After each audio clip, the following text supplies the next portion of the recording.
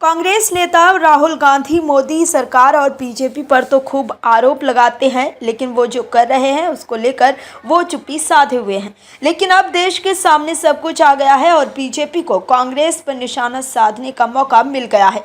चुनाव सामने आते ही कांग्रेस की राजनीति एक्सपोज हो गई है कि किस तरह से कांग्रेस अपने फायदे के लिए खिलाड़ियों का इस्तेमाल करती है। दर्शकों, एक कहावत बड़ी मशहूर है कि झूठ के पाँव नहीं होते हैं, लेकिन ये बात शायद कांग्रेस और कथाकथित पहलवानों को समझ नहीं आई थी।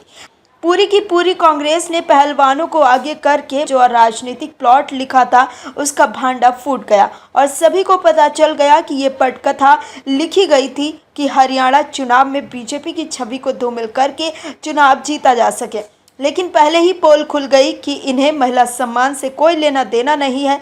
इन्हें तो अपने राजनीतिक स्वार्थ की रोटी सेकनी थी, जो उन्होंने सेक ली। एक दृढ़ निश्चय वाले नेता की सांसदी खराब करके ये सोच रहे थे कि उन्होंने जंग जीत ली, लेकिन अभी भी उन्हें ये नहीं पता चला कि जनता के सामने वो पूरी तरह से एक्सपोज हो गए हैं। क्या है खबर, बताते हैं आपको इस रिपोर्ट में। दरअसल कांग्रेस ने हरियाणा विधानसभा चुनाव के लिए शुक्रवार को 31 उम्मीदवारों की पहली सूची जारी की, जिसमें गुरुवार को पार्टी ज्वाइन करने वाली पहलवान विनेश फोगाट को जुलाना से उम्मीदवार बनाया गया। इसको लेकर पूर्व बीजेपी सांसद बृजभूषण शरण सिंह ने हमला बोला है। उन्होंने अपने बयान में बड़ा दावा किया है।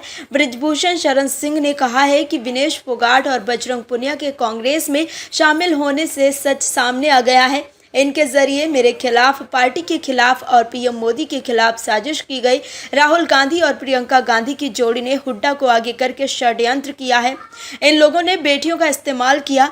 बृजभूषण शरण सिंह ने कहा है कि राजनीति के लिए बेटियों तक को नहीं छोड़ा है। विनेश फोगाट और बजरंग पुनिया कांग्रेस की लुटिया डुबा देंगे। मैंने 2 साल पहले कहा था कि ये राजनीतिक साजिश है। इसमें कांग्रेस, दीपेंद्र हुड्डा और भूपेंद्र हुड्डा शामिल थे। पूरी स्क्रिप्ट लिखी गई। ये कोई खिलाड़ियों का आंदोलन नहीं है। कांग्रेस इस नाटक में शामिल थी। उन्होंने कहा कि राहुल गांधी से भी पंजा फंसाकर हाथी मिलाया था। विनेश फोगाट से अब राहुल गांधी भी बच रहे हैं। कहीं उन पर भी आरोप न लगा दें कि मैं उस वक्त कुछ बोल नहीं पाई।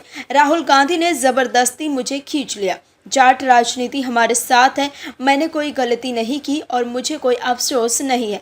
बीजेपी नेता ने कहा है कि अब करीब 2 साल बाद ये साफ हो गया है कि कांग्रेस इस नाटक में शामिल थी। मैंने 2012 में WFI चुनाव में दीपेंद्र हुड्डा को हराया था। इसी बात को लेकर उनमें खुन्नस थी। WFI पर कब्जा करने और बीजेपी पर हमला करने के लिए ये साजिश रची गई थी। मैं 1989 से भाजपा से जुड़ा हूं।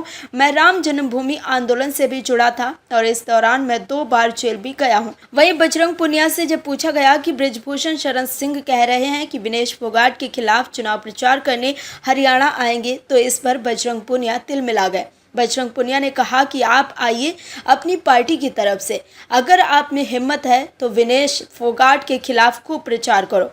हम कब मना कर रहे हैं और सब जनता के हाथ में है। देखते हैं जनता आपका किस तरह स्वागत करेगी। आप विनेश के खिलाफ प्रचार में आओ। दर्शकों, जनता को समझ आ चुका है कि ये पूरी तरह से राजनीतिक नाटक था, वो आंदोलन प्रायोजित था। तो कहीं ना कहीं कांग्रेस को इस कृत्य का राजनीतिक नुकसान उठाना ही पड़ेगा। Bureau report, OMH news. और भी वीडियोस देखने के लिए चैनल को सब्सक्राइब करें और बेल आइकन को दबाएं।